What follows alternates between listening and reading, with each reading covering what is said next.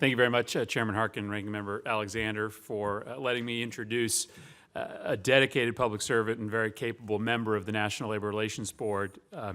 Sharon Block is a current board member who has dedicated her life to public service. She has served with integrity as a board member since January 2012, and previously she served as Deputy Assistant Secretary for Congressional Affairs of the Department of Labor and as the Senior Labor and Employment Counsel for this committee, where she worked for Senator Kennedy.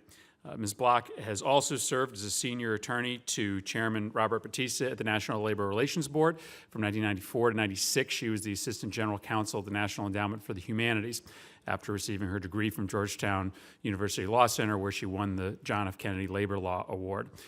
Ms. Block grew up in Westport, Connecticut, and her parents, who I believe are here today, still reside in Wilton, Connecticut.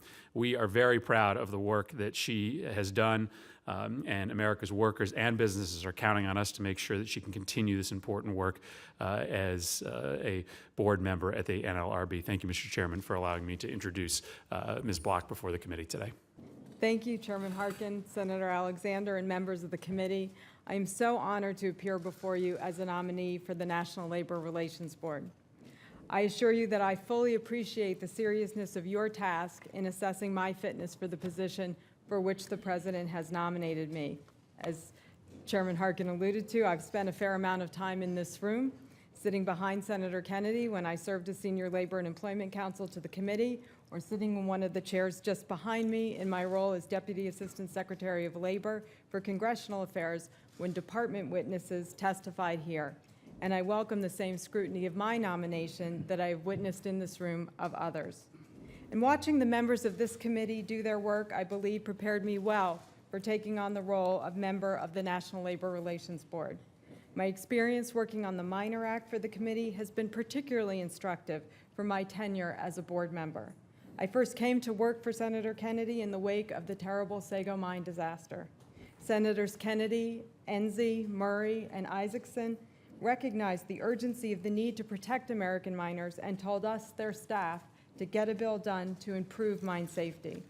And I learned from participating in those negotiations many important lessons: the value of considering the perspectives of all stakeholders, the necessity of finding practical solutions that do more than just sound good on paper, and the virtue of principled compromise. No senator involved in the negotiations got everything he or she wanted in the resulting legislation, but through your hard work, open dialogue, and willingness to compromise, you achieved a great bill that has made a difference for workers and employers. And I've tried to apply these lessons to my work as a board member. My service as a longtime career attorney at the NLRB also has prepared me well for service as a board member. At the board, I learned from the most talented and dedicated government attorneys how to represent the public interest. And while I was fortunate to represent the board in many high-profile cases during my earlier tenure at the board, what made the biggest impact on me were the smaller cases. The cases where the parties have no interest in making law or engaging in ideological debate.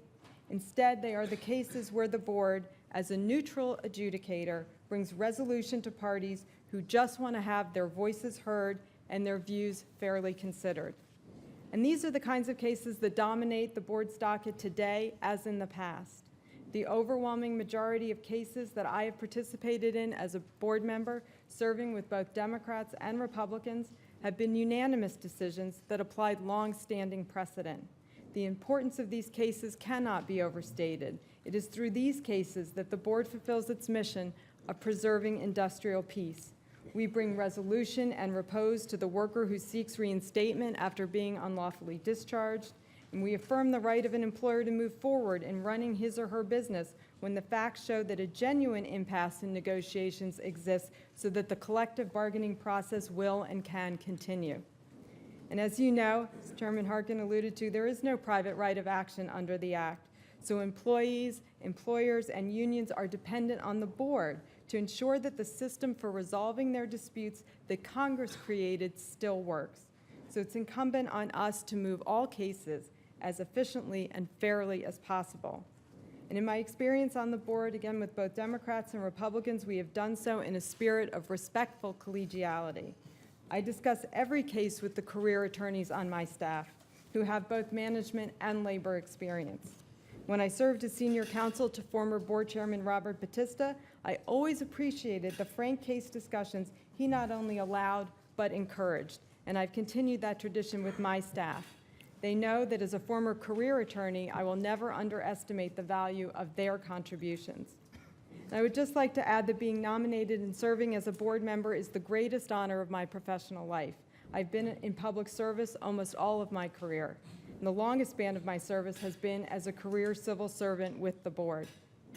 When I first came to the board as a staff attorney, and during the 10 years I served in that role, I never dreamed that I would one day be a board member.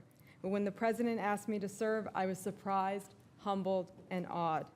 This nomination means so much to me because I believe the mission of the board means so much to the tradition of fairness and dignity in the American workplace, and I believe a fully confirmed board is the best way to honor and support that important tradition. In closing, I would like to thank two sets of people here who have been so important to me during the past 17 months. First, my colleagues, Mark Pierce and Richard Griffin. The board has had no finer members, and I am so grateful for the experience of serving with them.